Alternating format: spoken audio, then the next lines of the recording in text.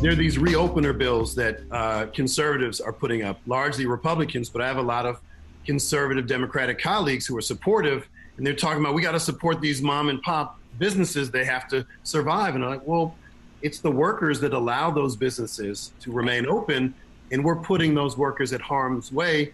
People who in Pennsylvania are paid $2.83 an hour. That's the tipped minimum wage, which is a vestige of slavery.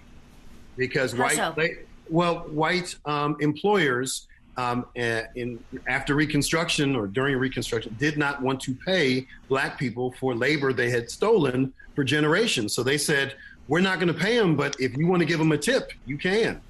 That is the origin of tipping in the United States of America, which is why you don't see it so commonly in European and other countries, because it was born out of slavery. So that means the white working class single mom who's busting her ass, working at Denny's, who doesn't vote or is pro-Trump or anti-Black Lives Matter, she is receiving a poverty wage because of white supremacy, even though she's white.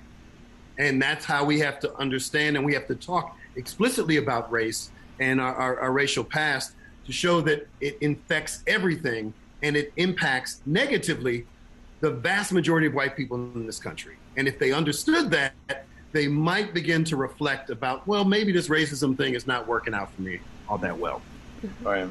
And I think also with, thinking about with Newsom and applying pressure on them, I think also another front of this battle that we have to do is that the fact that the political or Democratic Party and the political establishment they control is more or less taken over by San Francisco moderate Dems, right, who are interested and beholden to very specific sectors of the economy where this sort of invisible capital, as you've been talking about, is really prevalent. Real estate, technology, finance are some of the major backers there. And until that is dislodged, you're going to see a horrible environmental politics and energy politics of Newsom at the same time as trying to be culturally progressive. You're going to continue to see a lot of rhetoric about supporting people's rights and liberty and dignity. And then at the same time, he's attempting to facilitate deals on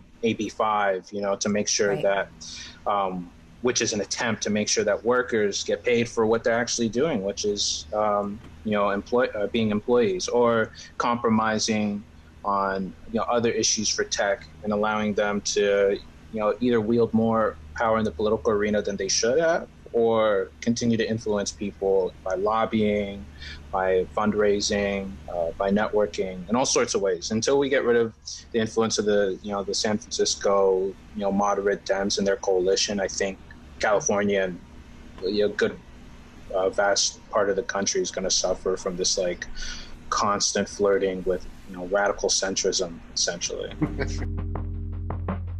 Civi is an app that helps you best align with your political beliefs. Civi helps you understand your political leanings and where you fit in today's political landscape.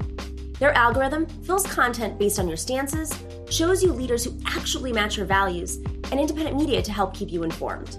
The more you use it, the better it grows. You can find Civi on iTunes today.